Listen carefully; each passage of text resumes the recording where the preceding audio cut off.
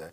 तो हम लोगों ने ऐसा ही किया कि रियल टाइम कमीशन दिया, कंप्लेंट मैनेजमेंट सिस्टम बना दिया। अगर आपका कोई सुझाव है, कोई फीडबैक है, कोई क्वेश्चन है, कोई कंप्लेंट है, हमारा 98.5 आउट ऑफ 100 कंप्लेंट्स या रेजोल्यूशन सेम डे खत्म हो जाती हैं। हमारा टारगेट है कि हम रोज रात को आज के दिन तक, सुबह से शाम तक की जितनी भी कंप्लेंट, सजेशन, क्वेश्चन, डिस्कशंस आए वो रात भर तक खत्म होकर जाए।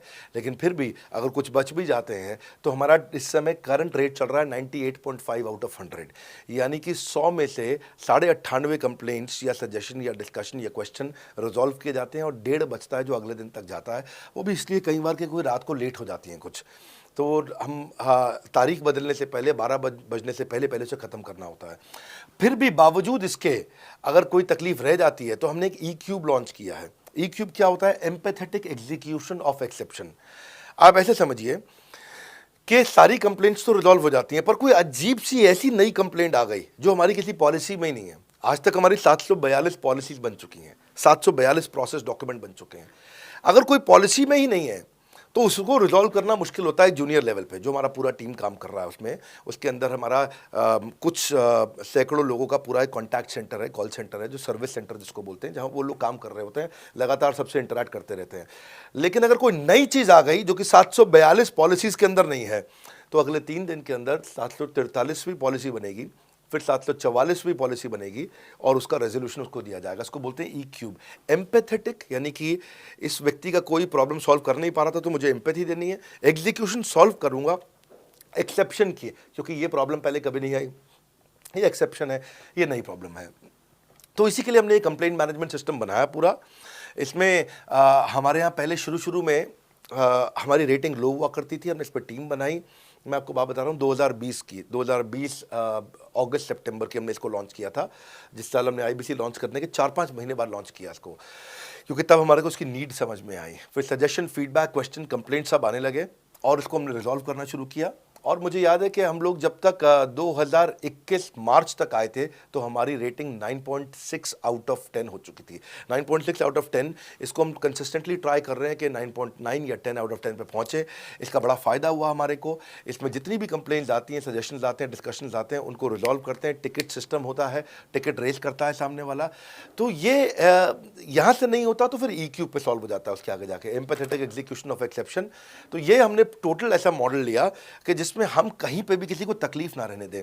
पर फिर भी कहीं होता है कि पूरी ऑर्गेनाइजेशन लेवल पे कोई सुझाव देना चाहता है, वो पर्सनल लेवल पे नहीं देना चाहता, ऑर्गेनाइजेशन लेवल पे सुझाव देना चाहता है। तो हमने दुनिया की पहली ऐसी कंपनी बनी जो कि डाउनलाइन से अपलाइन का रिव्यू कराती है। मैं साधारण भाषा में बता रहा हूँ आपको। इसका अर्थ क्या हुआ? सारे आईबीसी देश के बैठते हैं, 10,000 आईबीसी बैठते हैं और हमारी टॉप मैनेजमेंट बैठती है महीने में 1 दिन। और महीने में 1 दिन हम लोग बैठते हैं। इसको हम लोग हर महीने के पहले इतवार को करते हैं इस मीटिंग को, first Sunday off every month. ये सुबह 11 से 1 मीटिंग चलती है, 2 घंटे के लिए एक्सटेंड हो जाती है, 3 घंटा जाती है। यहाँ पे जितने भी हमारे आईबीसी हैं वो हमारी टॉप मैनेजमेंट, यानी कि मैं CEO, chief operating officer, chief strategy officer, chief financial officer, chief learning officer, chief technology officer, chief product officer, chief service excellence officer, ये सारे के सारे जितने भी चीफ है हमारी कंपनी के, ये सब बैठते हैं। और कोई भी आईबीसी पब्लिक में 10,000 लोगों के सामने हमसे कोई भी सवाल कर सकता है। और उससे क्या हुआ, धीरे धीरे सारे आईबीसी का हमारे पे बहुत कॉन्फिडेंस आया, ट्रस्ट आया कि भाई कंपनी हमारे साथ बैठती है, हमारे आइडियाज़, हमारे सुझाव सुनती है।